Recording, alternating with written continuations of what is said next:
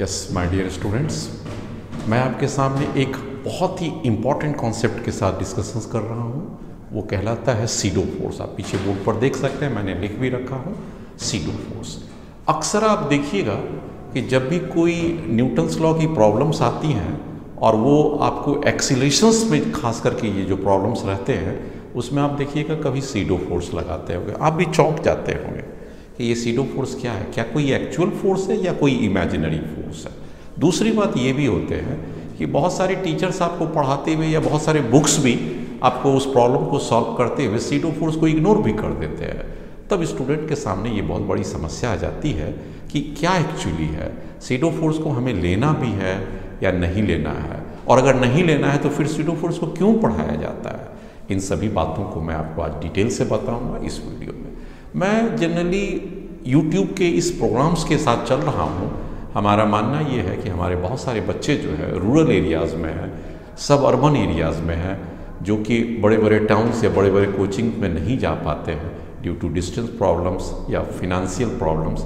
मैं उन लोगों के लिए वीडियो को ये शेयर करता हूँ, बहुत ध्यान से बनाता हूँ और इस बात को समझ के चलता हूँ कि उन बड़े इंस्टीट्यूट्स में जो बच्चों को नहीं जाने के कारण या फिर वहाँ भी जो बच्चे पढ़ रहे हैं वो किसी कारण से अगर उनके स्टेप्स को फॉलो नहीं कर रहे हैं, क्यों नहीं कर पाते हैं, क्योंकि वहाँ के टीचर्स की ये भावना रहती है कि इन सब चीज़ों की ज़रूरत नहीं है। वो डायरेक्ट ही थ्योरेटिकल एस्पेक्ट को छोड़ते हुए प्रॉब्लम एस्पेक्ट की ओर चले जाते हैं। मेरा मानना ये है कि पहले थ्योरी पर कॉन्सेप्ट्स अच्छा होना चाहिए, और अगर आपके पास थ्योरी पर कॉन्सेप्ट्स अच्छा है तो प्रॉब्लम्स को आप बड़े ही ईजी वे में करते हैं।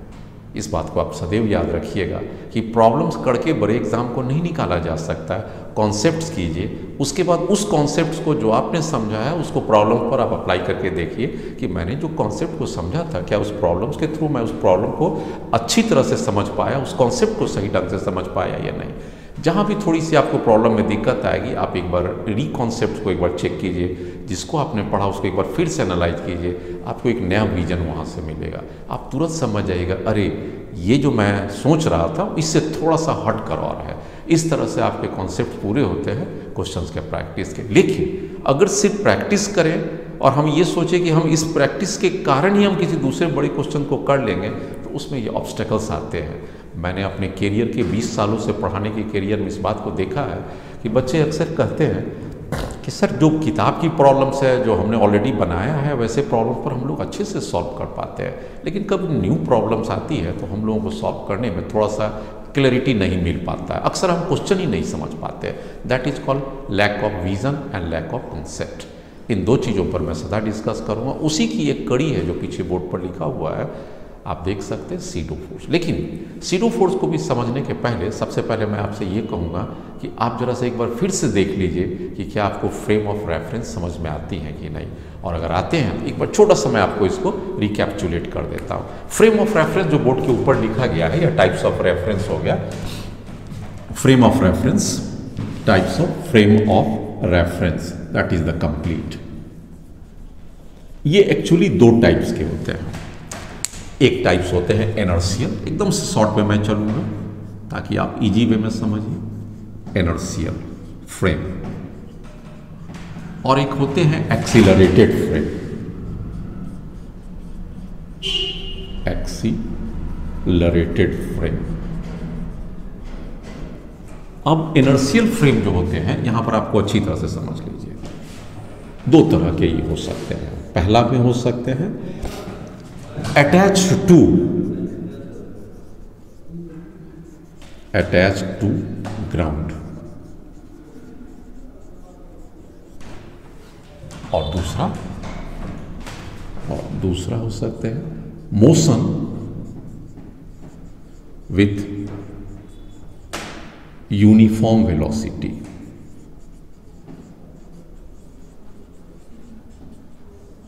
दोनों से देखिए, आपको मैं बढ़िया से बताता हूँ। इसमें क्या होगा, मान लीजिए ये कोई ग्राउंड है, ऐसे मैं ग्राउंड को शो करता हूँ और यहाँ पर एक ब्लॉक रखा हुआ है, दिस इज ए ब्लॉक। इस ग्राउंड पर कोई ऑब्जर्वर है यहाँ पर। नाउ दिस ऑब्जर्वर और बॉय जो आप देख रहे हैं ये ग्राउंड पर है।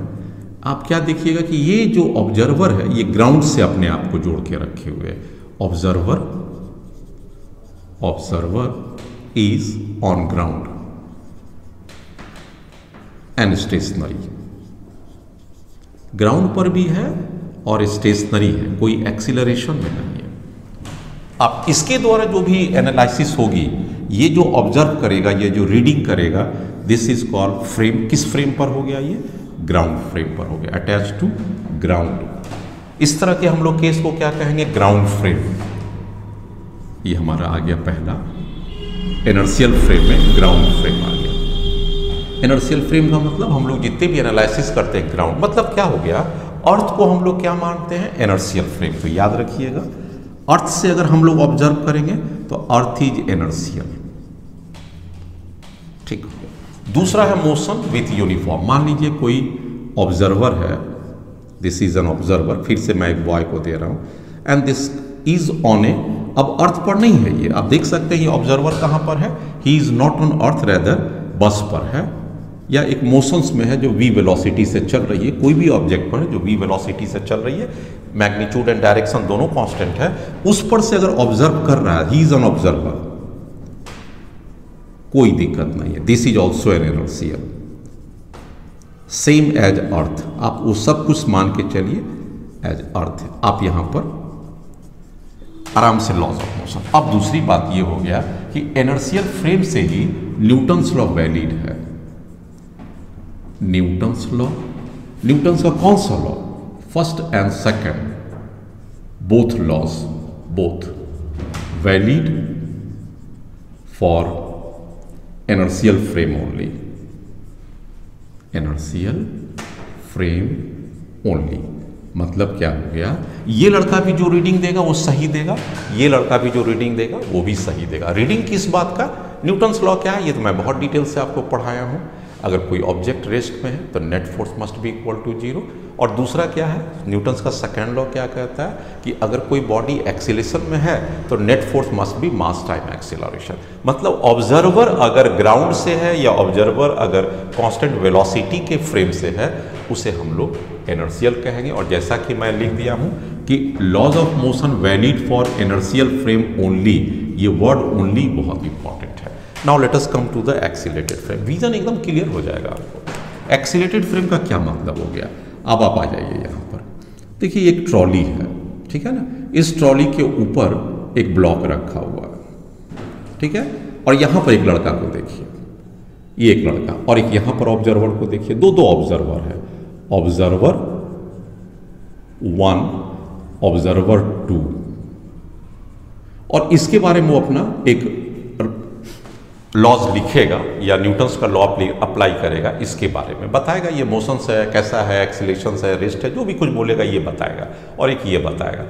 ये एक किस पर चल रहा है? ये ग्राउंड पर है, और ये जो है एक्सीलरेशंस में है। ये जो ट्रक आप या लॉरी देख रहे हैं ये एक्सीलरेशन है, ए मीन्स एक्सीलरेशन। अब आइए बात करते हैं, आपको स्पष्ट समझ में आ जाएगा। क्या इस फ्रेम से अगर देखेगा तो क्या हो जाएगा? इनर्शियल। अगर इसको देख रहा है, आप ध्यान से देखिए, ये लड़का जो ऑब्जर्वर 1 है, अगर इस ब्लॉक को जो मास m है उसके बारे में अपना कोई भी रीडिंग लिखेगा न्यूटन्स लॉ का, net force mass time acceleration या नेट फोर्स इक्वल टू 0, अगर ये लिखेगा तो सही बताएगा, और अगर ये बताएगा तो एक्सीलरेटेड फ्रेम से बताएगा। बाद में हम ये चेक करेंगे कि इस दोनों में किसकी रीडिंग सही है। तो ये तो न्यूटन्स ने पहले ही लिख रहा है कि Newton's law is applicable to the ground frame only, तो ऑब्जर्वर 1 इज करेक्ट। तो याद रखिएगा, observer 1 is correct to write Newton's law, ये ठीक है। But observer 2 is not valid to write Newton's law, इसको वैलिडिटी नहीं है लिखने का।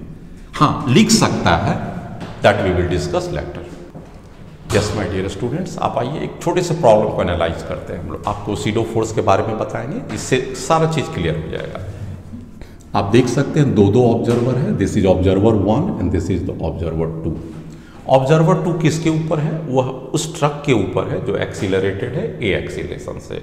ऑब्जर्वर की जिसके ऊपर ट्रक चल रहा है उससे हमें कोई मतलब नहीं है, जो ब्लॉक को एनालाइज करना है उसकी मास m दिया हुआ है। हाँ, ट्रक की जो एक्सीलेशन है वो ए एक्सीलेशन की दे रहा है। अब बात करते हैं इस ऑब्जर्वर की, फॉर ऑब्जर्वर 1, फॉर ऑब्जर्वर 1 इस बात को देखिए, इस ऑब्जर्वर के लिए apply Newton's law, Newton's second law for block of mass m। इस ब्लॉक की बात करते हैं, क्या लिख के बता देगा ये बताएगा। देखिएगा कि ये ब्लॉक का एक्सीलरेशन कितना है, इस ब्लॉक का एक्सीलरेशन इस ऑब्जर्वर के द्वारा कितना है, ए ऑब्जर्वर, मतलब क्या देखिएगा, accelerations of block with respect to observer 1 कितना हो जाएगा, a minus 0 that is A. मतलब क्लियर आपने देखा कि इस ब्लॉक का एक्सीलरेशन कितना हो गया इसके द्वारा, इसका एक्सीलरेशन कितना है, ग्राउंड पर है इसलिए 0 है, इसका एक्सीलरेशन कितना है, चूंकि ये ब्लॉक इस ट्रक के ऊपर है इसलिए इसका भी एक्सीलरेशन है। Acceleration of block with respect to observer 1, आप ऑब्जर्वर 1 है a माइनस 0 a, मतलब ये आप अच्छी तरह से देख सकते हैं। अब इसके ऊपर कोई ना कोई फोर्स लग रहा होगा, वह फोर्स कौन लगाएगा, यहां तो कोई दिख नहीं रहा है, तो ऑब्वियसली एक फ्रिक्शन फोर्स लग रहा होगा जो इस ब्लॉक के मतलब ट्रक के द्वारा ब्लॉक पर लग रहा होगा, और ये क्या अपना रीडिंग बता देगा। This force Newton second law के लिए इंटाइटिल है, ये लिख सकता है चूंकि ये ग्राउंड फ्रेम पर है, this is on ground frame. अब ये इंटाइटिल है लिखने का, इसलिए फोर्स जो इसके ऊपर लग रहा है, this force must be equal to mass उसी ब्लॉक का, इसका सिर्फ अपना लेना है, और इसका एक्सीलरेशन ये, इसकी मास m हो सकता है, इस बच्चे का ऑब्जर्वर का मास m0 हो सकता है, लेकिन आपको कौन सा मास लेना है, मास ऑफ द ब्लॉक, और किस एक्सीलरेशन जा रहा है, तो दिस। ये आपने किससे देखा, इनर्शियल फ्रेम से, ऑब्जर्वर 1 से। अब आइए हम लोग बात करते हैं ऑब्जर्वर 2 से। ये देखिएगा तो किस फ्रेम पर है, आप अच्छी तरह से देखिए, ये खुद ही एक्सीलरेटेड है, इसकी एक्सीलरेशन कितना है a, मास की भी एक्सीलरेशन कितना है a। अब हम लोग क्या ले रहे हैं, फ्रॉम एक्सीलरेटेड फ्रेम। यही बात को बढ़िया से समझना है, थोड़ा सा रुक के भी समझिए, पॉज करके फिर से देखिए। फ्रॉम एक्सीलरेटेड फ्रेम यहां से देख रहा, ऑब्जर्वर 2 बाई ऑब्जर्वर 2। अब ये क्या देखेगा, देखिए accelerations of block with respect to observer 2, acceleration a minus a, observer का भी एक्सीलरेशन a चूंकि लॉरी या ट्रक पर है, और ब्लॉक का भी एक्सीलरेशन a 0, मतलब ये क्या देखा, देयर इज नो एक्सीलरेशन, तो इसका कोई एक्सीलरेशन नहीं देखा, इसलिए उन्होंने अपने फोर्स के बारे में क्या बता देगा, मास और acceleration 0 0। Now there is a question, which one is a correct, क्या ये सही है या ये सही है। हम अच्छी तरह से जानते हैं Newton's law is valid for inertial frame, तो ये सही हो गया, एंड दिस इज रॉन्ग, मैं काट दिया इसे, wrong. Now this accelerated frame is always wrong until unless you apply an imaginary force to convert accelerated frame into inertial frame, and this imaginary force is called pseudo force. So what exactly is the pseudo force? अब इसी frame पर आ जाता है, यहां से अब start हो गया, what is the pseudo force। तो pseudo force मैं यहां पर लिखना स्टार्ट करता हूं, pseudo force इज एफ करके मैं दूंगा, माइनस लगा दीजिएगा, m इंटू ए कर दीजिएगा। pseudo force is an imaginary force है, imaginary force applied on block, ठीक है, so that accelerated frame is converted into inertial frame। बड़े अच्छे से आप समझ गए। And Newton's law applied, Newton's law of motion यहां से आप अप्लाई कीजिए। किससे अप्लाई कीजिएगा, एक्सीलरेटेड फ्रेम से। अब आप आइए, इस प्रॉब्लम्स को आप अगर यहां से देख रहे हैं तब आप कैसे लिखिएगा, आप फिर से इस फिगर को देख लीजिए, छोटी सी फिगर को एक बार फिर से नाउ फ्रॉम एक्सीलरेटेड फ्रेम है, ट्रक है, ड्राइवर्स है, ब्लॉक है, ऑब्जर्वर है। अगर इसी ऑब्जर्वर से लेना है, ऑब्जर्वर 2 से, और इसकी मास m है, तो आप क्या कीजिएगा, इसकी मास m है, एक फोर्स को लगाइए। आप देख सकते हैं फोर्स की वैल्यू को मैंने कितना लिखा, वहां पर आप देखिए -ma, तो ये फोर्स माइनस क्या शो करता, अपोजिट डायरेक्शन में लगाइए बस। एंड दिस इज एट, अब क्या हो गया कि फ्रेम इज इनर्शियल। अब ये जो फ्रेम लड़के ऑब्जर्वर 2 का है, द फ्रेम इज इनर्शियल। अब आप इसको लेके चल सकते हैं। अब आप देखिए कि इसके ऊपर एक फोर्स लग रहा है, और ये इनर्शियल कहने का मतलब क्या है, इसका एक्सेलरेशन क्या हो गया 0 और इसका भी एक्सेलरेशन 0। अब इसके ऊपर एक अगर फोर्स लग रहा है, इनर्शियल हो गया ना, तो दोनों का एक्सेलरेशन 0। अब ये कॉन्सेप्ट भूल जाना है कि ये वाला एक्सेलरेशन चल रहा था। अब ये ब्लॉक को क्या मानेंगे, नाउ ट्रीट, अब इसे क्या ट्रीट कीजिए, now treat it at rest, अब रेस्ट पर ट्रीट कीजिए, क्योंकि दोनों का एक्सेलरेशन खत्म हो चुका है। अब ये फोर्स लग रहा है, तो ये ब्लॉक को तो कहीं और चले जाना चाहिए, पीछे की ओर। अगर ये सिंगल फोर्स है और हम ये जानते हैं कि ये रेस्ट में है, तो there is certainly a force, एक फोर्स पीछे की ओर लगेगा जो इसको बैलेंस करेगा। And then in that case F must be equal to m into a. This is force, कौन सा फोर्स लग रहा है, फ्रिक्शनल फोर्स है ये। अब आपके पास स्पष्ट रूप से आ जाएगा कि जब भी आप ऑब्जर्वर को एक्सीलरेटेड फ्रेम से मेजरमेंट कीजिएगा, ना कि यहाँ से कीजिएगा, आप तुरंत उसके ऊपर एक सीडो फोर्स लगा दीजिए और आप निकाल लीजिएगा। ऐसे मैं एक छोटे क्वेश्चन के द्वारा समझाऊं तो आपको और बेहतर ढंग से समझाता हूँ। छोटे से प्रॉब्लम्स को देखिए, आप ये देख सकते हैं कि देयर इज ए लॉरी, बस, ट्रक, जो भी आप ले लीजिए, उसके ऊपर एक ब्लॉक रखा हुआ, उस ब्लॉक की मास 20 kg है, और जो लॉरी की जो एक्सीलरेशन है 5 मीटर पर सेकंड स्क्वायर है। ठीक है, इस डिस्टेंस को जो आप देख रहे हैं, पीछे में कुछ डिस्टेंस बना हुआ है, ये डिस्टेंस है, this distance is called L, इस डिस्टेंस को L, and let us suppose it is 2 metre, L is equal to 2 metre, वो गैप किया हुआ है, and the coefficient of friction 0.2। Okay, now there is a problem. क्या पूछता है कि what force is acting, what force is acting on mass m, on mass m।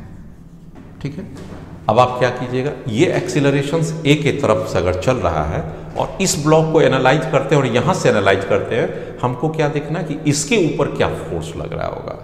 ठीक हो गया, हम एनालिसिस को ग्राउंड फ्रेम से नहीं करते हैं, उससे भी हम बनाएंगे, लेकिन अभी हम उससे नहीं बनाएंगे, हम अपने आप को यहाँ पर लेते आते हैं। अब हम देखते हैं कि इस पर क्या फोर्स लगता है, तो वो क्या बोलेगा, चूंकि ये एक्सीलरेशन पर इसके ऊपर एक फोर्स लग जाएगा, और उस फोर्स की वैल्यू बताइए कितना लगेगा, मास खुद इसकी 20 और इसकी एक्सीलरेशन क्या है 5, ये कितना हो जाएगा 100 न्यूटन। तो ये 100 न्यूटन पीछे की ओर फोर्स लगेगा ना। अब अगर इस पर पीछे फोर्स लगेगा, अब इसके द्वारा से ये क्या देख रहा है कि हाँ, अब हम ऑब्जर्व कर रहे हैं और इस पे देख रहे हैं इस साइड फोर्स लग रहा है, तो मैक्सिमम फ्रिक्शनल फोर्स कितना लग सकता है, F limiting, that is a maximum frictional force, इसको कैलकुलेट कीजिए। F लिमिटिंग कितना लग सकता है, that is mu into N. ठीक है, म्यू की वैल्यू आपके पास 0.2 है, और एन की वैल्यू आप जानते हैं, नॉर्मल रिएक्शंस लीजिएगा तो 20 into 10 that is equal to 200 newton. This is called normal reaction. ये सिंपल चीज है, कई बार मैंने पढ़ा है। अब यहाँ पर ये 200 आ जाएगा, इसका मतलब ये हो जाएगा 40 न्यूटन। चलिए, अब आप देखिए कि मैक्सिमम फ्रिक्शनल फोर्स 40 न्यूटन लग सकता है, और उसके ऊपर ये कितना पीछे की ओर लग रहा है 100 न्यूटन। और ये लड़का अब इसको देखेगा कि इसके ऊपर दो फोर्स लग रहा है। ठीक हो गया, इसकी एक्सीलरेशन खत्म हो गया, क्योंकि ये फोर्स किस चीज में कन्वर्ट हो चुका है, ये frame now it is a inertial frame हो चुका है। अब इसको ये ग्राउंड नजर आएगा, अब ये ग्राउंड नजर आएगा, और इस ग्राउंड नजर से ये क्या देखेगा कि अब ये अपने आप को नहीं चलते देखेगा, उस ब्लॉक को देखेगा कि दो फोर्स लग रहा है, 100 न्यूटन पीछे की ओर लग रहा है, आप देख सकते हैं, और आगे की ओर फोर्स लग रहा है 40 न्यूटन। तो नेट फोर्स कितना लग रहा है, net force is equal to, किस फ्रेम से देख रहा है, इसका नाम दे दीजिए ट्रक फ्रेम से देख रहा है, तो ये net force from truck frame से है, फ्रॉम ट्रक फ्रेम मतलब एक्सीलरेटेड फ्रेम से देख रहा। अब वो क्या बता रहा, नेट फोर्स 100 किधर लग रहा है, पीछे की ओर, और फोर्स आगे की ओर लग रहा है।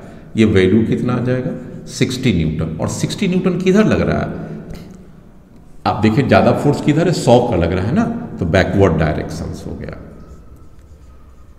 बैकवर्ड डायरेक्शन पीछे की ओर लग रहा है। तो इसका मतलब है एक्सीलरेशन बैकवर्ड कितना हो जाएगा, नेट फोर्स एक्सीलरेशन का मान लीजिए हम लोग देते हैं, किसका देंगे acceleration of block with respect to truck, किस फ्रेम से ले रहे हैं, ट्रक है, तो एक्सीलरेशन बी का मतलब ब्लॉक, टी का मतलब ट्रक, 60 नेट फोर्स हो गया डिवाइडेड बाई मास उस ब्लॉक का 20, अब आपके पास क्या आ गया 3 मीटर पर सेकेंड स्क्वायर। तो एक्सीलरेशन ऑफ इस ब्लॉक का इस लॉरी के या ट्रक के रिस्पेक्ट में कितना लग रहा है 3 मीटर पर सेकेंड, और ये सपोज कीजिए ये डिस्टेंस भी 3 मीटर है। पूछता है कितना देर में इसको क्लियर कर लेगा। नाउ टाइम टू क्लियर, अब क्या होगा, ब्लॉक आगे की ओर नहीं जाता हुआ दिखाई देगा, इस ऑब्जर्वर को दिखाई देगा अरे तू मेरे ही तरफ आ रहा और इसको क्लियर भी कर लेगा।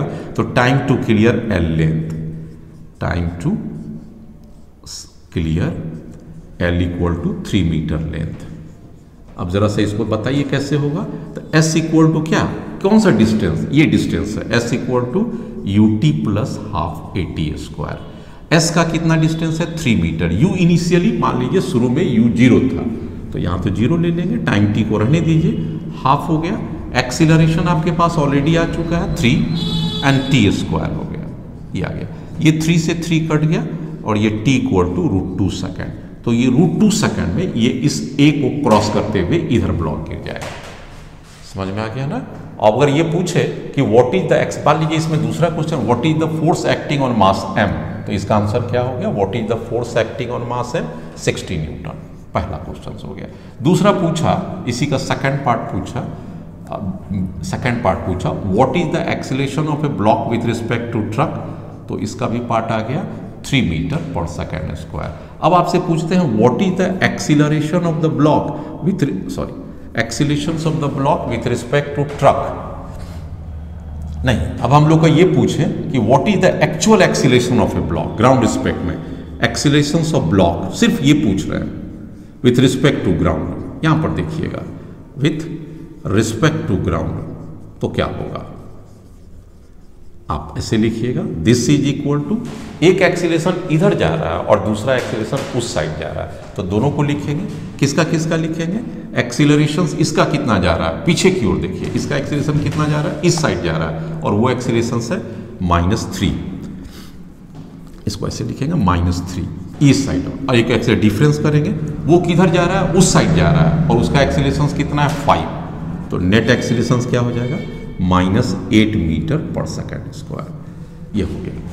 अब हमारा एक्सीलरेशन का क्या हो जाएगा कि नेट टोटल का एक्सीलरेशन किधर जाता हुआ दिखाएगा, 5 इधर है और इधर जाता हुआ दिखाई देगा। एक हो गया 3 पीछे और 5 आगे, तो इस 5 को आगे करेंगे तो ये प्लस हो गया और ये माइनस हो गया, हमारे पास आ जाएगा प्लस आ जाएगा 2 मीटर पर सेकेंड स्क्वायर ग्राउंड फ्रेम से जाता दिखाए। अब सोचिए 5 मीटर अगर आगे जाए और 3 मीटर अगर पीछे जाए तो आगे कितना गया, तो ग्राउंड के रिस्पेक्ट में देखिए, ग्राउंड के रिस्पेक्ट में ये 5 और ग्राउंड के रिस्पेक्ट में ये इस लॉरी के रिस्पेक्ट में ये 3 जा रहा है, तो अब ग्राउंड के रिस्पेक्ट में कितना जाएगा 5 - 3, और ये किस साइड जाएगा आगे की ओर। तो this is the acceleration of block with respect to ground, ground के रिस्पेक्ट में इतना जाता हुआ ग्राउंड के रिस्पेक्ट में। और ट्रक के रिस्पेक्ट में कितना है, आप देख सकते हैं ट्रक के रिस्पेक्ट में 3 मीटर पर सेकेंड स्क्वायर है, और खुद ट्रक का एक्सीलरेशन कितना है 5 मीटर पर सेकेंड स्क्वायर है। अब मैं आपसे एक चीज़ बताता हूँ कि कहाँ पर आपको इनर्शियल मतलब कि एक्सीलरेटेड फ्रेम्स के द्वारा सीडो फोर्स के द्वारा प्रॉब्लम को बनाना चाहिए और कहाँ जनरल इनर्शियल फ्रेम से भी बन सकता है। कभी भी इंक्लाइंड फ्रेम में अगर आपको आ जाए या सर्कुलर मोशन में आ जाए, तुरंत सीडो फोर्स का इस्तेमाल कीजिए, प्रॉब्लम बहुत ईजी रहते हैं। और अगर हॉरिजॉन्टल फ्रेम में है, हॉरिजॉन्टल प्लेन पर है, तो आप जिस तरफ से भी बनाएंगे क्वेश्चन बनता चला जाएगा। इसी प्रॉब्लम्स को मैं आपको इनर्शियल फ्रेम से भी बताता हूँ, जरा सा ये देखिए।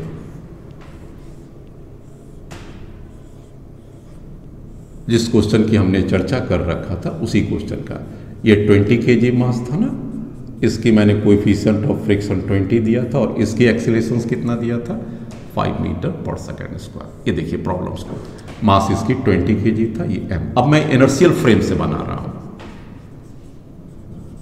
उस प्रॉब्लम्स को मैंने पीछे बनाया था सीडो के। अब देखिए ये लड़का यहां पर से ले रहा है, अब क्या देगा, ध्यान से देखिए। अब प्रश्न ये उठता है कि ये 5 मीटर पर सेकंड से ये ब्लॉक जा रहा है, यहां तक तो ठीक बात है, इस पर कौन सा फोर्स लगेगा जो उसे आगे की ओर ले जाएगा, उस ब्लॉक पर कौन सा फोर्स लगेगा जो आगे की ओर ले जाएगा, this is frictional limiting value, maximum जो ले जा सकता है। सो what is the F max कितना हो जाएगा, ये लिमिटिंग वैल्यू कितना हो जाएगा, ये आप म्यू इंटू एन से निकाल लीजिए, दैट इज 0.2, और एन यहाँ से निकाल लीजिए, दिस इज 200, जो पिछले प्रॉब्लम में भी मैंने सॉल्व किया था, and this is equal to 40 newton. Clear आ गया है ना। तो मैक्सिमम एक्सीलरेशन कितना हो सकता है ये आप निकाल लीजिए ना, मैक्सिमम एक्सीलरेशन कितना हो सकता है, दिस इज 40 डिवाइडेड बाई 20, क्योंकि आप देख सकते हैं मास इसका है force divided by mass, and this is equal to 2 metre पर सेकेंड स्क्वायर। अब आप देख लीजिए ये मैक्सिमम कितना से जा सकता है 2, और इसका कितना है 2 किधर जाएगा आगे, और ये किधर जा रहा है 3 मीटर आगे। ये किस फ्रेम से है, इनर्शियल है, तो this is from the ground frame, मतलब ये क्या हो गया एक्सीलरेशन फ्रॉम ग्राउंड से। तो ग्राउंड से इस ब्लॉक का मैक्सिमम एक्सीलरेशन 2 मीटर पर सेकेंड, इससे ज़्यादा वो नहीं ट्रक दे सकता है, लेकिन ट्रक का खुद का एक्सीलरेशन कितना है 5। तो अब आ जाइए acceleration of block with respect to truck कितना हो गया, तो acceleration block minus acceleration truck, acceleration block का कितना है 2 माइनस एक्सीलरेशन ट्रक का कितना है 5, तो मेरे पास कितना आ गया 3 मीटर पर सेकेंड। तो acceleration of block with respect to truck का कितना आ गया 3 मीटर, और 3 मीटर ये किधर जा रहा है, पीछे की ओर जा रहा है। इसमें आप देख सकते हैं एक्सीलरेशन ऑफ ब्लॉक ट्रक के रिस्पेक्ट में -3 मतलब पीछे की ओर जा रहा है, और ये डिस्टेंस भी है 3 मीटर है, L इक्वल टू 3 मीटर। कितना टाइम में इसको क्रॉस कर जाएगा, तो S इक्वल टू क्या हो जाएगा ut plus half AT square. ये आपके पास 3 मीटर है, यहाँ पर ये 0 है प्लस हाफ है, एक्सीलरेशन पीछे की ओर ये तो खुद दिया ही हुआ 3, और ये t स्क्वायर है, इसलिए t equal to √2 second. Clear cut. आप देखे होंगे पिछले प्रॉब्लम्स के तुलना में ये आसानी से बन जाता है। किस केस के लिए, जब ये हॉरिजॉन्टल रहेगा तो निश्चित रूप में नाप लीजिएगा। जरा सा इंक्लाइन में भी दोनों से चेक करते हैं। यस माय डियर स्टूडेंट्स, इस पर जरा सा आइए, इसको इंक्लिनेशंस को आप 37 ले लीजिए। ये देखिए एक ब्लॉक्स है, सारे के सारे स्मूथ सरफेस है। अभी मैं एक स्मूथ का बनाता हूँ, फिर फ्रिक्शन की भी बनाऊंगा। ये भी सरफेस क्या है, स्मूथ एवरीवेयर। अब देखिए क्वेश्चन क्या पूछता है, ये फोर्स कितना लगा है, ये जो फोर्स है applied, what is this applied force, कितना लगाइए, सो दैट ब्लॉक, इसको ब्लॉक कह लीजिए block A, so that block A is stationary with respect to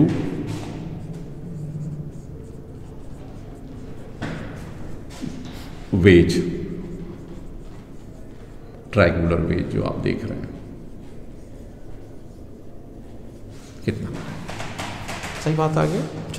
सबसे पहले अगर ये दोनों साथ साथ जाएगा तो पहला कॉन्सेप्ट आप क्या ले लीजिए, क्वेश्चन में ही दे रहा है कि दोनों ब्लॉक स्टेशनरी है, तो आप सिस्टम ले लीजिए। When both block and wedge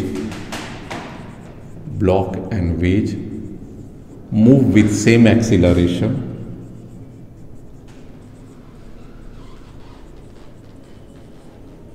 अगर दोनों को सेम ही एक्सेल, चूंकि एक दूसरे से डिटैच नहीं हो रहे हैं तो सेम ही एक्सेलेरेशन में जाएंगे, देन एड मास,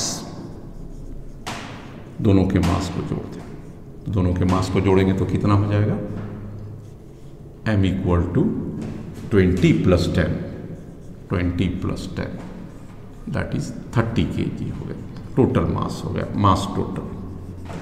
अगर हम पूछे late us suppose F force is applied, तो एक्सीलरेशन क्या हो जाएगा, एक्सीलरेशन ऑफ सिस्टम मान लीजिए, आप तुरंत निकाल लीजिएगा।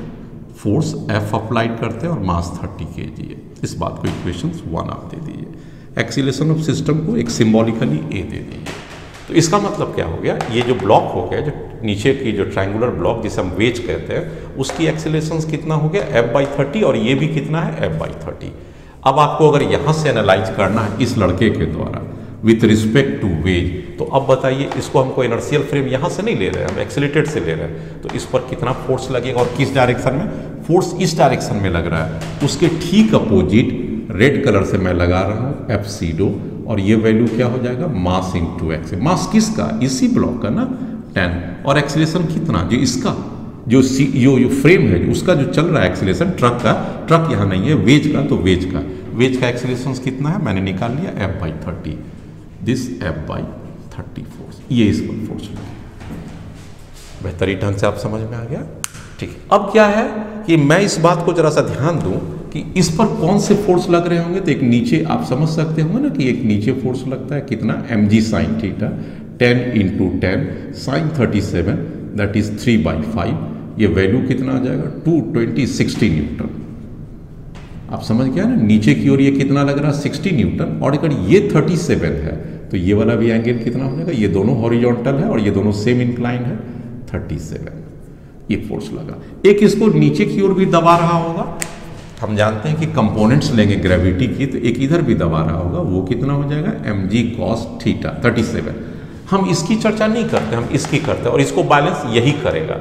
इसके दो कंपोनेंट हो जाएंगे, एक कंपोनेंट नीचे की ओर आ जाएगा, इसको एनालाइज कीजिए तो ये किस साइड हो जाएगा, ये फोर्स इस साइड हो जाएगा। इसकी वैल्यू क्या हो जाएगा 10, इसको आप काट दीजिए, 10 से 30 कटेगा, F/3 और ये 37 है तो cos 37, और ये दोनों बराबर हो जाएगा फॉर इक्विलिब्रियम। अब इस जगह से ये क्या देख रहा है कि ये तो भाई इक्विलिब्रियम में है, उसको वो थोड़ी एक्सीलरेशंस में नजर आएगा। तो नीचे का फोर्स अगर ऊपर का फोर्स को बराबर होना पड़ेगा न्यूटन्स के फर्स्ट लॉस के मुताबिक, तभी इसकी एक्सीलरेशन जोड़ी होगी। तो इसका मतलब क्या हो गया, F/3 × cos 37 दैट इज 4/5, ये मेरे पास आ जाएगा, and this must be equal to, ये आपके पास 60 न्यूटन। इससे हम इस प्रॉब्लम को आसानी से सॉल्व कर सकते हैं। F इक्वल टू क्या हो जाएगा 60 × 5 × 3 डिवाइडेड बाई 4, कटेगा ये 50, ये आपको आसानी से निकल जाएगा 45 × 5 दैट इज 225 न्यूटन। तो इसके ऊपर आपको कितना फोर्स लगाना पड़ेगा 225 Newton, that is so simple question. मैं इसको थोड़ा सा यहाँ पर इसे भी आप समझ लीजिए कि ये एक छोटे से ब्लॉक आपके पास ऐसे है, ठीक हो गया। ये फोर्स कितना लग रहा है आपके पास 60 न्यूटन। अगर इसको बैलेंस करना है तो इस साइड कितना फोर्स लगेगा, वही सीडो का जो कंपोनेंट आ गया है F/3 × cos 37। मैंने इन दोनों को इक्वेट किया इसी डायरेक्शन में, अगर ये दोनों बराबर हो जाएंगे वो ब्लॉक बैलेंस हो जाएगा। नेक्स्ट, सीडो फोर्स को समझने के लिए मैं आपके पास एक और बेहतरीन क्वेश्चन के साथ आना चाहता हूँ। मैं समझता हूँ कि इससे बहुतों का कॉन्सेप्ट क्लियर हो जाता है। आप भी अपना जरा कॉन्सेप्ट को चेक कर लीजिए, ठीक है, ध्यान से देखिएगा। यहां पर एक ब्लॉक है, ऐसे मैं ब्लॉक को दे रहा हूं, ठीक हो गया। Late us suppose it is 37 degree, ठीक हो गया। और ये एक तरह से मैं लिफ्ट में मान लूं, let us consider this to be a lift, और यहां से इसकी दूरी ये दिया हुआ है। सपोज कीजिए कि इस दूरी को यहां से यहां तक आने में L = 2 मीटर है, ठीक है। और मैं ये दे रहा हूं कि ये लिफ्ट की एक्सीलरेशंस है, late us suppose 2 metre per second square ऊपर की ओर जा रहा है। ये ब्लॉक की मास m है और m = 10 kg मैं दे रखा हूं, समझ। अब आपसे पूछता है कि बताइए कि व्हाट इज द एक्सीलरेशन, आपसे क्या पूछ रहा है, what is the accelerations of block, ठीक है। किस दिशा में पूछ रहा है, विथ रिस्पेक्ट टू, ऐसे पढ़ जाइए। मैं इससे ये पूछता हूं कि इसको यहां से यहां तक आने में कितना वक्त लगेगा, फाइंड, ये मैं सिंपल पहले देता हूं फिर acceleration. Find time to cover A B distance, A से इसको यहां तक आने में, लास्ट कॉर्नर तक इसको टच कर जाने में ए बी डिस्टेंस, जो कि 2 मीटर का फासला है। ये फासला आपका 2 मीटर का, L 2 मीटर। Find time to cover 2 metre distance, किसको, ब्लॉक को, आइए। अगर ये कौन से कंपोनेंट का फोर्स लगेगा इस दिशा में, आप इजीली समझ सकते होंगे। एक नीचे की ओर फोर्स लगेगा, that is mg sin 37 degree, ठीक है। ये इस फ्री पे, और ये अगर एक्सीलरेटेड है ऊपर तो इसके ऊपर एक सीडो फोर्स किधर लगेगा, आप ये देख सकते हैं, दिस इज m, और उसके अपोजिट m किसका कितना है 10 kg है, तो m रहने दीजिए, और एक्सीलरेशन 2 है तो इसको 2 कर दीजिए। ये किधर लग रहा है? डाउनवर्ड है। एक नीचे भी लग रहा था ना mg, तो इस mg का तो कंपोनेंट कर दिए, तो mg sin 37। ये सीडो फोर्स कितना लगा? m into T. ये देखिए एक्सीलरेशन इस दिशा में जा रहा है ना, आप एक्सीलरेशन इस दिशा में जा रहा है तो इस बॉडी पर स्लो एक्सीलरेटेड फ्रेम के कारण सीडो किधर लगा? देखिए उस एक्सीलरेशन के अपोजिट नीचे। इसकी कंपोनेंट भी ले लीजिए, क्योंकि ma का डायरेक्शन तो इधर भी हो गया ना। अब हमारे पास क्या हो जाएगा? mg प्लस ma sin 37, तो एक और भी आ जाएगा ma sin 37। इन दोनों का force with respect to wedge आ गया। अब इसको आप इनर्शियल मानिएगा, अब इसका काम खत्म हो गया, और ये नीचे की ओर इंक्लाइन डायरेक्शन में ये दो फोर्स लग रहा है। तो what is the F net down the incline? Down the incline ये आप कितना कर सकते हैं? ma plus mg into sine 37। m को बाहर आप कर लीजिए 10 kg, a 2 है और g 10 है, और साइन 37 3/5 है। ये दोनों कटेगा 24 इंटू 3 72 न्यूटन। अब डाउनवर्ड फोर्स कितना लग रहा है बच्चे लोग? 72 लग रहा है न्यूटन, विथ रिस्पेक्ट टू किसके? इस फ्रेम पर लग रहा है। इसलिए नेट फोर्स इक्वल टू क्या हो जाएगा? F net equal to mass into acceleration. किसका एक्सीलरेशन हो जाएगा? Acceleration of block with respect to base down the incline है। तो एफ नेट कितना है? 72, डाउन द इंक्लाइन है, ये 10 है, और ए नॉट है। इसलिए what is the A not? Mass हमने इसका कितना ले रखा है? Mass is equal to 10 kg is correct. A not equal to 7.2 metre पर सेकेंड स्क्वायर। ये किधर लग रहा है? एक्सीलरेशन किसका है? ए नॉट क्या हो गया? Acceleration of block. ठीक है, किसके रिस्पेक्ट में? With respect to wedge, with respect to wedge. जो हमारा ये ट्रायंगुलर वेज जो देख रहे हैं, वेज है किस डायरेक्शन में? डाउन द इंक्लाइन है, डाउन द इंक्लाइन है, ये नीचे की ओर ये लग रहा है। अब अगर इसको 2 मीटर की डिस्टेंस को कवर करना है, एक्सीलरेशन आ चुका है, तो आप आसानी से कर लीजिएगा। वो कौन सी फॉर्मूला लगाएंगे? S equal to ut plus half AT square. This S equal to L equal to 2 length wise आ जाइए। U स्टार्टिंग फ्रॉम रेस्ट को 0 मान लीजिए, half acceleration 7.2 into T square. So T square is equal to 4 divided by 7.2 under root. This is the second. आप answer आ जाए, आसानी से समझ गए? Yes, next problem. इस क्वेश्चन पर जरा सा ध्यान दीजिए, आसान क्वेश्चन ही मैं आपको दे रहा हूं, बेसिक समझा रहा हूं यहां से आपको।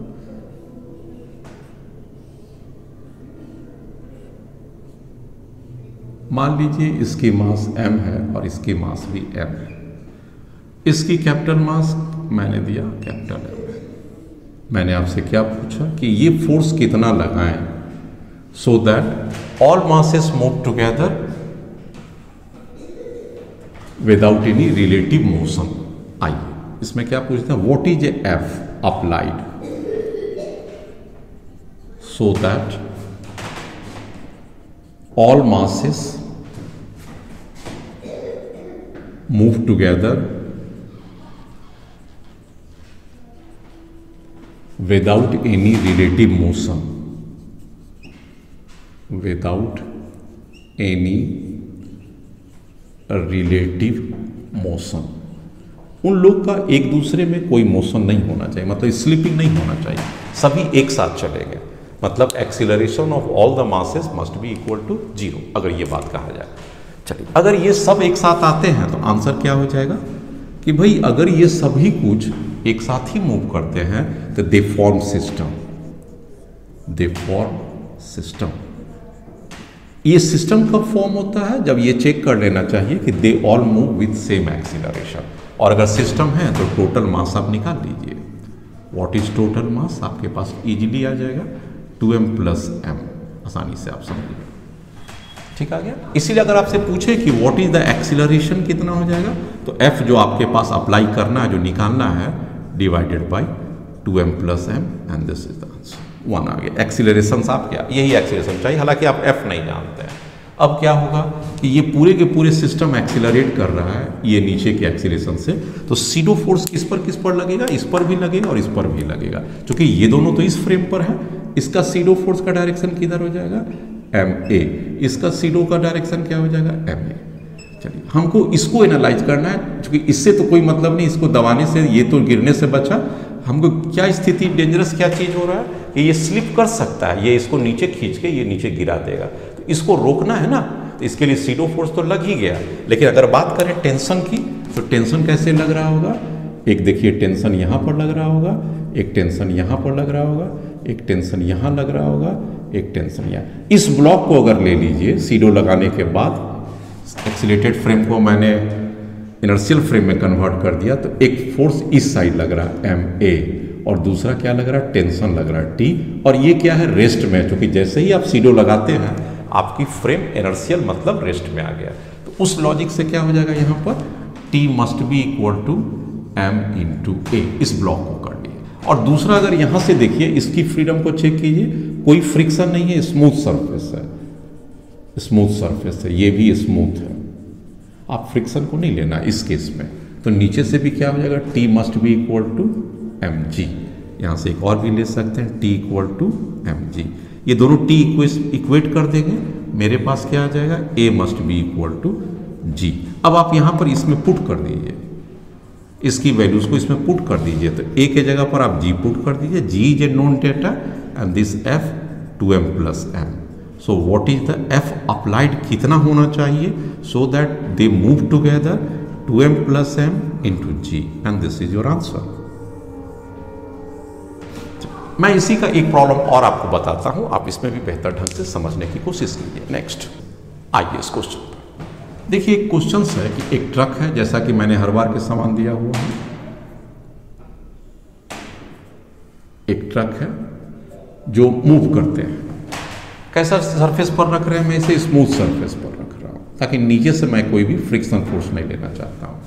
आपको ये एफ अप्लाइड कितना करें, so that this 20 kg block 10 kg and plus 10 kg they all move together. मतलब ये एक बड़ा सा ब्लॉक है, ट्रॉली पर रखा हुआ, 20 kg इसकी मास है ट्रॉली की ब्लॉक के साथ, उसके ऊपर 10 kg और 10 kg का मास है, और ये जो टॉप की सरफेस है रफ सरफेस है, और इसकी कोएफिशिएंट ऑफ फ्रिक्शन 0.1 है।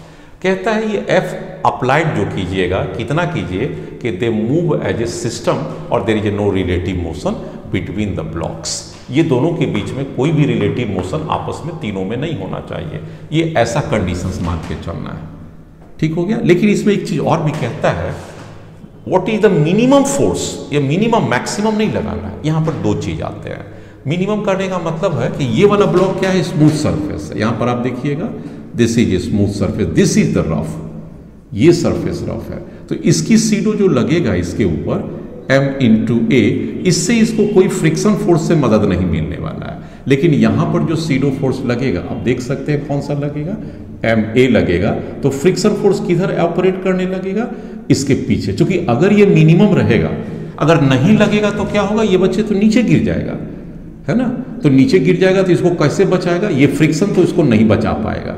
तो इसके ऊपर कहता है कि कितना मिनिमम हम आपको सीडो फोर्स लगा दें या मिनिमम फोर्स लगा दें कि ये तीनों का रिलेटिव मोशन नहीं आएगा। अब एक एक करके चलिए।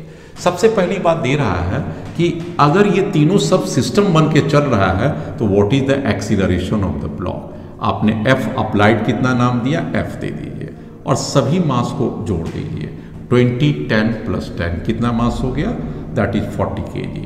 ये 40 kg आपका इक्वेशन 1 आ गया। ये सिस्टम का एक्सीलरेशन ए हो गया, पहली बात हो गई। दूसरी बात ये हो गया कि टेंशन का डायरेक्शन किधर हो जाएगा, एक टेंशन इधर हो जाएगा, दूसरी टेंशन इधर हो जाएगा। इस ब्लॉक के ऊपर कितने फोर्स लग रहे हैं जरा सा एनालाइज कीजिए। एक टेंशन इधर लग रहा है, इस टेंशन को आप अप्लाई कीजिए केवल इस ब्लॉक को, ब्लॉक ए मैं दे दूं, इसे ब्लॉक बी दे दूं तो ये ब्लॉक ए हो गया। इस पर एक सीडो फोर्स भी लग रहा है, ये क्या हो गया, एम ए लग रहा है। और इसके फ्रिक्शन फोर्स को मैंने क्या कहा, मिनिमम लग रहा है, मिनिमम लगेगा तो ये नीचे गिरेगा इस साइड, ओ सॉरी, ये फ्रिक्शन फोर्स अगर ये मिनिमम इस साइड जाएगा तो फ्रिक्शन फोर्स क्या हो जाएगा, इस साइड आ जाएगा। लिमिटिंग के केस के लिए थोड़ा सा इसमें आ जाएगा। चलिए देखते हैं, अभी कुछ भी नहीं। अब मतलब मिनिमम लगाएंगे तो क्या होगा, ये उसको खींच के नीचे गिराएगा, फ्रिक्शन इस पर अपोजिट, सो फ्रिक्शन इस साइड लगेगा। This is the friction. Maximum case पे अपोजिट होगा, वो मैं बाद में चर्चा करूँगा। ये और ये लिमिटिंग केस ले लिए, क्योंकि आपने मिनिमम फ्रिक्शन लगाया तो गिरने के कगार पर है। And this is balance case हो गया। अब अगर ये बैलेंस केस हो गया, क्या हो जाएगा, ma प्लस एफ लिमिटिंग की वैल्यू क्या हो जाएगा, म्यू इंटू एन। म्यू की वैल्यू ऑलरेडी दिया हुआ 0.1 और m की वैल्यू दिया हुआ 10, और 10 से मल्टीप्लाई करेंगे 100 हो जाएगा। This is simple 10 Newton. यहाँ पर आ गया एफ लिमिटिंग तो आ गया। ये मास और एक्सीलरेशंस को आप नहीं जानते हैं, इसको रहने दीजिए। मास आप जानते हैं ना, मास इसकी कितना 10 और एक्सीलरेशंस a, और टेंशन नहीं जानते हैं। ओके चलिए, अब इसकी वैल्यूज को पुट कीजिए तो क्या आएगा, ये दोनों फोर्स एक तरफ का हो गया ना, तो 10 ये वाला फोर्स प्लस 10a ये वाला force, and this is the tension, and I call it 2। ये इसको मैंने एनालाइज किया। इसको एनालाइज कीजिए तो क्या होगा, T must be equal to mg, तो T ऊपर की ओर लग रहा है और mg 10 इंटू 10। इसका मतलब क्या हो गया, ये 100 न्यूटन्स हो गया। इस 100 न्यूटन्स को इसमें पुट कर दीजिए तो T प्लस 10 इंटू a, और ये आपके पास 100 न्यूटन आ गया। इसलिए a इक्वल टू क्या हो जाएगा, 9 मीटर पर सेकेंड स्क्वायर। 100 माइनस 10 90 कट के आपके पास एक्सीलरेशन तो आ गया। अब इस जगह पर एक्सीलरेशन को पुट कर दीजिएगा तो what is the force value, accelerations equal to force by 40। Put this acceleration 9f and this is 40, f equal to 360 newton. So this is the case. एक बार बढ़िया से समझ लीजिए। फिर सबसे पहले आपसे क्या होगा कि आप अगर इस फोर्स को नहीं लगाइएगा तो क्या होगा, ये ब्लॉक स्लिप कर जाएगा। और आपको सवाल में क्या है कि what is the minimum so that they move together without relative slipping, without relative slipping, एक दूसरे के ऊपर स्लिप नहीं करना है, ये कंडीशंस में है। तो इसके लिए क्या होना पड़ेगा, आपने एक फोर्स लगा दिया। फोर्स लगाएंगे तो हमको दो चीज मिलेगा, एक यहां पर दबाव आएगा सीडो फोर्स का, एक इसके ऊपर आएगा। हम इस फ्रेम से ले रहे हैं, एक्सीलरेटेड फ्रेम से ले रहे हैं। अब ये क्या हो गया, दे ऑल आर बैलेंस। मेरे ख्याल से आप समझ गए बैलेंस। अब टेंडेंसी किधर है गिरने का, इस साइड। तो ये ब्लॉक की मूवमेंट की टाइम इधर है, तो फ्रिक्शन फोर्स इधर लगेगा। उस बात को मैंने जब एनालाइज किया तो ये ब्लॉक का मैंने फिर से किया। ये देखिए सीडो लगा 10 इंटू ए, टेंशन इधर खींचा T, और friction limiting mu into N इस क्वेश्चन को दिया। इसको अगर इक्वेट करते हैं लेफ्ट और राइट को, ये फोर्स आपके पास 10 हो गया लेफ्ट साइड, ये भी लेफ्ट साइड है 10 है, और टेंशन राइट साइड है, इसलिए टेंशन की वैल्यू 100 न्यूटन आपके पास आ गया। चूंकि यहां पर आपके पास दिया हुआ है T इक्वल टू, जब आप बी ब्लॉक को, ये वाला कहां से लिखे हैं, फॉर इक्वेशंस 3 दे दिए, फॉर बी ब्लॉक है, बी ब्लॉक है। यहां पर कोई कंफ्यूजन नहीं होना चाहिए। बी ब्लॉक को लेंगे तो टेंशन ऊपर और नीचे ग्रेविटी, तो T must be equal to mass इसका 10 kg 100। इस T's की वैल्यूज को हमने इसमें पुट कर दिया, एक्सीलरेशन आ गया, और एक्सीलरेशंस को वहां पुट कर दिया, फोर्स आ गया। इस क्वेश्चन में एक पॉइंट और भी आ सकता है, what is the maximum force ये अप्लाई करें सो दैट दे मूव टुगेदर। जैसे आप मैक्सिमम कीजिएगा तो ma का वैल्यू ज्यादा आ जाएगा, और इसकी टेंडेंसी क्या हो जाएगा, इस साइड मूव करेगा, इसलिए फ्रिक्शन के डायरेक्शंस क्या हो जाएगा, उस साइड मूव करेगा। इसी क्वेश्चन को मैं उस फॉर्म में भी बताता हूं कि what is the maximum force. एक बार और चेक कीजिए, what is the F maximum so that they move together.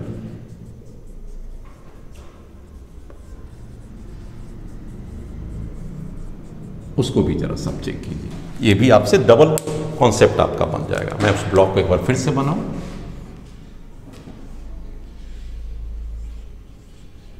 ये मास है, सब कुछ तो वही है, उसमें कोई परिवर्तन थोड़ी कर रहा है। हाँ, इस वक्त मैं पूछ रहा हूं एफ डैश हो गया, वह मतलब मैक्सिमम फोर्स हो गया। म्यू की वैल्यू उतना ही लेना है, और मास भी 10 kg लेना है। This is all about A and this is B. ये स्मूथ है इस प्लेन पर, और यहाँ पर रफ है, और ये बी है, इसकी मास भी कितना है 10 kg। पूछता है एफ डैश मैक्सिमम कितना होना चाहिए so that there is a no relative slipping. चलिए एक बार फिर से आ जाइए। अब की बार क्या होगा, इसकी टेंडेंसी यहाँ पर आ जाइए, सीडो फोर्स इस ब्लॉक पर देखिए, इस पर सीडो फोर्स किधर लग रहा है, इस साइड।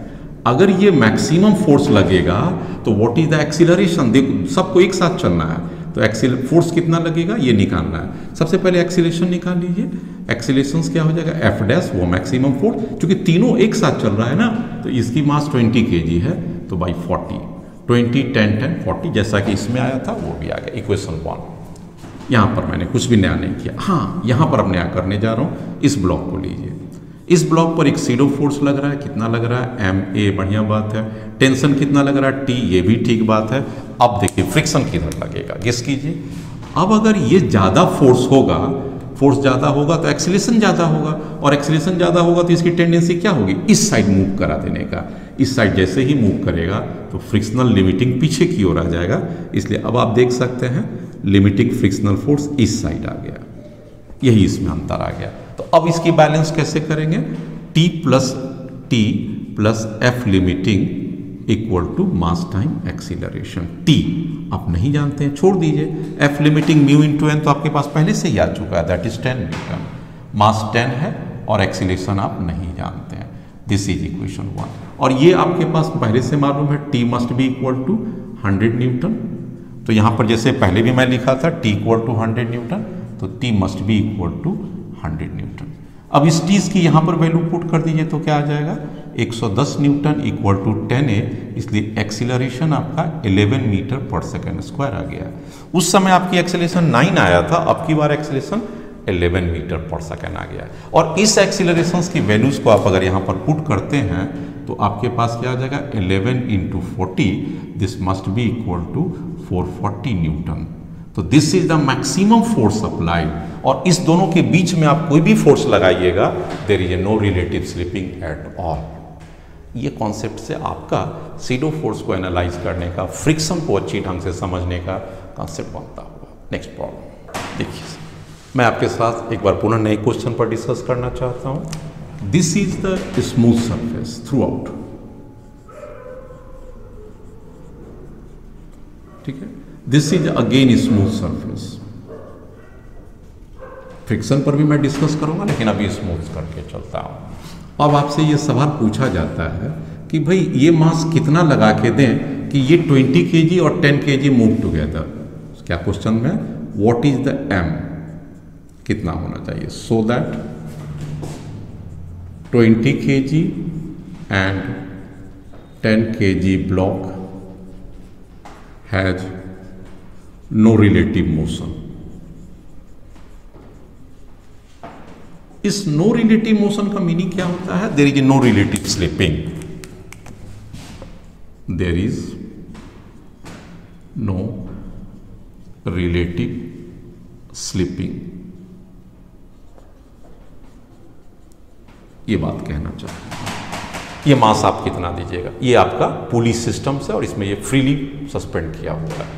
आ जाइए आप, इसे नीचे नहीं गिरने के लिए मान लेते हैं कि इसमें एक कोई फोर्स आ गया जिसके कारण एक्सीलरेशन नीचे ए आ गया, इस पर टेंशन लगा जिसके कारण भी इस पूरे सिस्टम का एक्सीलरेशन कितना आ जाएगा, ए आ जाएगा।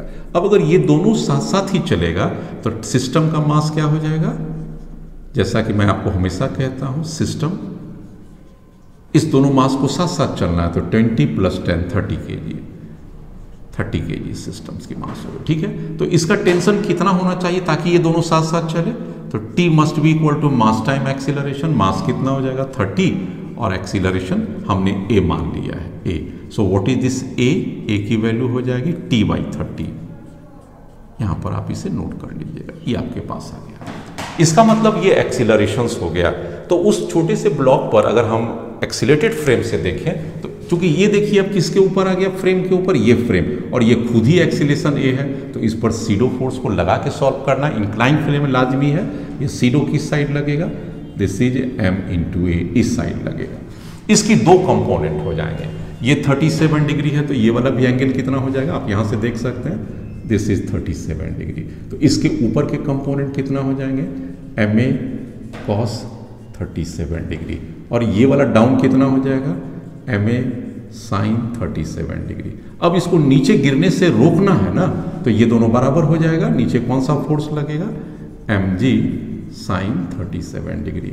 फॉर इस ब्लॉक पर अगर देखा जाए कि इस ब्लॉक को ना गिरना है डाउन द इंक्लाइन, तो कौन दो फोर्स को बराबर होना पड़ेगा, ma cos 37 degree, this must be equal to mg sin 37।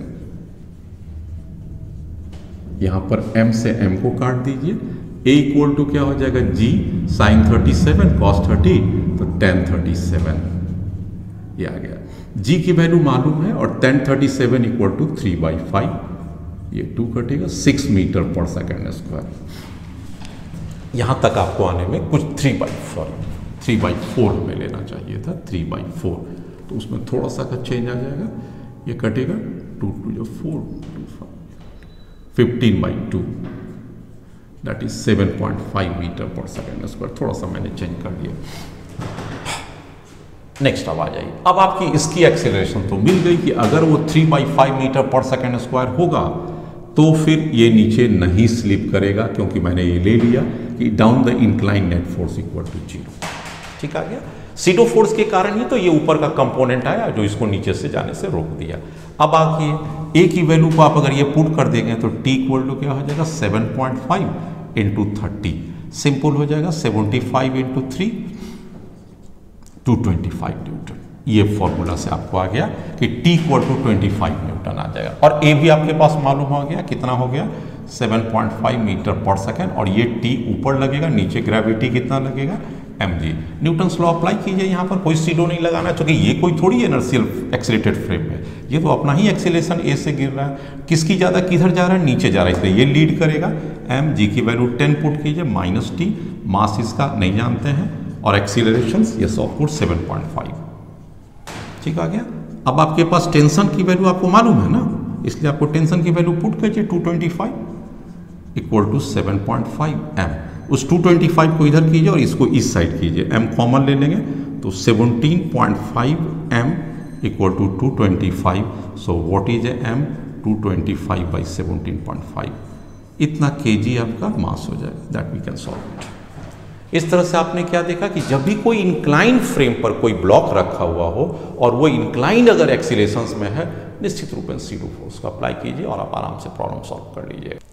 Yes my dear students, आज जो मैं आपके साथ डिस्कस किया हूं वो सीडो फोर्स के बारे में बेहतरीन जानकारी देता है।